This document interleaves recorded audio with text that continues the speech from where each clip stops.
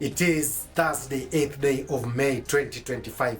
Welcome to the Lord Aboga TV newspaper review. Straight away we move on to the Standard, whereby the main headline is lies getting bigger. That is in regards to President William Samoei Ruto. You know, President William Samoei Ruto, as it stands today, Kenyans don't believe what he says. Up to the moment that what he says is put in action is whereby Kenyans, in a way, start believing in him. Now, yesterday when President William Samoei Ruto was in Narok has been having land issues whereby invasion of private land has been a serious case in Narok County. Now, for instance, 600 families went and started staying at Mr. Cheluget's farm. Then Cheluget went to court and obtained orders to remove these 600 families from his piece of land. Now, President William Samoei Ruto yesterday said that he met Cheluget and they've discussed about the issue, and Cheluget has agreed that the government compensate him for the people to continue staying on that piece of land. Here is the shocker. The Cheluget that President William Samoei Ruto claims to have met recently died in the year 2017. Now, I don't understand when President William Samoei Ruto met this Cheluget. Because let us assume he met Cheluget's family. But he was very categorical that I have met Cheluget. Cheluget as a person. The Cheluget that President William Samoei Ruto claims to have met, he died in 2017. Now, which Cheluget that President William Samoei Ruto met? That comes back to the normal lies and the normal political declarations. You might find that even President William Samoei Ruto has not made any effort in regards to this land.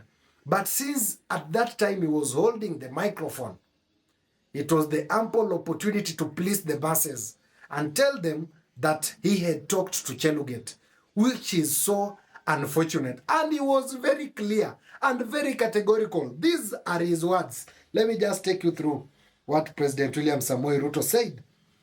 We have the Cheluget farm that has caused us trouble for many days. Now let me tell you about the land.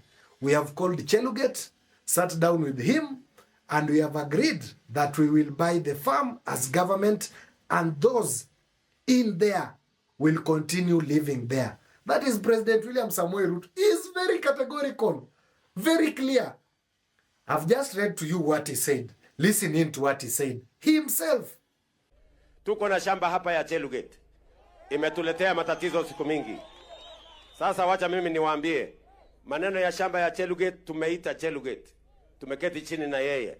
Tumekubaliana. Hiyo shamba tutanunua kama serikali, alafu tugawie wale wako pale waendelee na kuishi hapo. Wage goshine. Mimi najua vile vile kuna watu walitoka kule kwa msitu. Sindio? Na tulikubaliana hakuna kurudi msitu tena. Si tulikubaliana namna hiyo? Ile kazi iko sasa ni vile either tutawapangia shamba mahali lingine ama tuwapatie compensation. Mambo ni mawili. Si namna hiyo?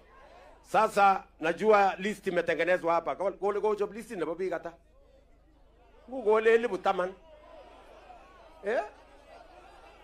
Kele tamana kata. Gole ile butaman ka yengi. Ay. Picture give me vitamine. Ele butamana ka yengi. Araw mo je gelioji. Omo jale ban. Omo jale ban. Angja leban bi geli boyeng. Kiko majota ke. Chukwa lage. So araga baba angane. Mieno listit, odnie listit. Aya, nimesikia ya kwamba tayari tumekubaliana mambo mawili. Si ndio? Kwamba jana mliliona mimi nimetoa title deed ya Mau Forest. Na tumesema hatutaki tena mtu yeyote kuingia ndani ya Mau Forest. Na tayari nimeweka fence tufunge kabisa Mau Forest. Lakini wale watu walitoka huko na wako humuhumu na hawana makao, pia na wao lazima tuwashughulikie. Si ndio?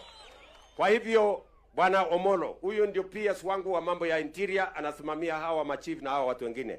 Wewe sasa pangana na DCC wa hapa na wale wengine na viongozi wa hapa, ili mtengeneze list ya wale watu ambao wametoka kule kwa forest, alafu mimi nitawapanga tuone kama tunaweza kuwatafutia shamba ama tuwapatie compensation waweze kuendelea na maisha yao, wasihangaike vile wanahangaika saa hizi. Tumekubaliana? Anangolene. Unataka? Hebu nione kama maneno ndio hivyo mnataka. Very good.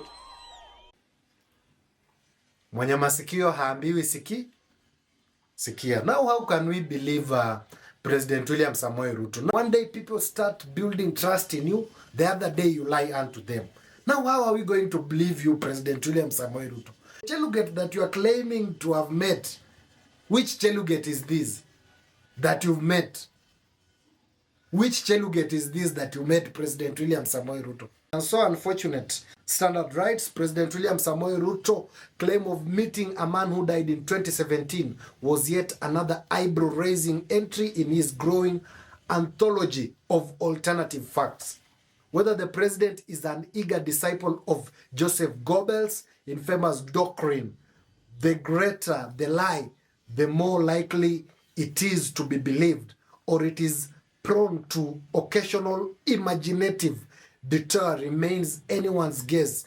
Either way, the nation's patience is wearing thin. Maybe President William Samoei Ruto is trying to put Joseph Goebbels' principle.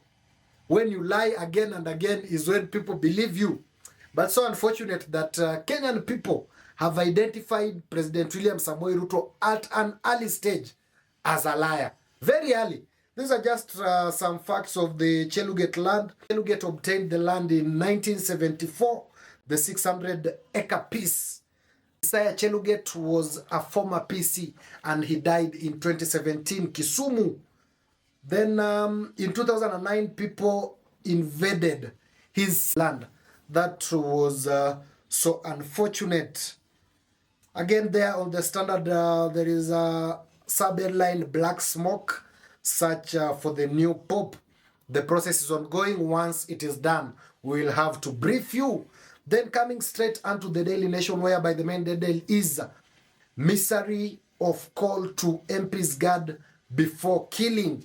Now that is a mysterious call unto Perez's personal bodyguard.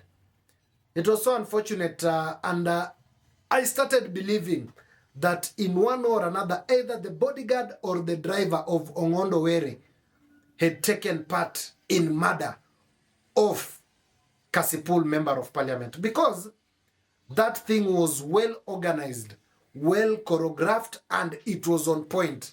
And one of the suspects who is now in custody concerning this murder says that Ong'ondo Were's bodyguard gave him Kenya shillings 8,000 and took some fellas to the scene where Ong'ondo Were was shot dead during the day, that is, before the incident happened, and he brought them back into the city.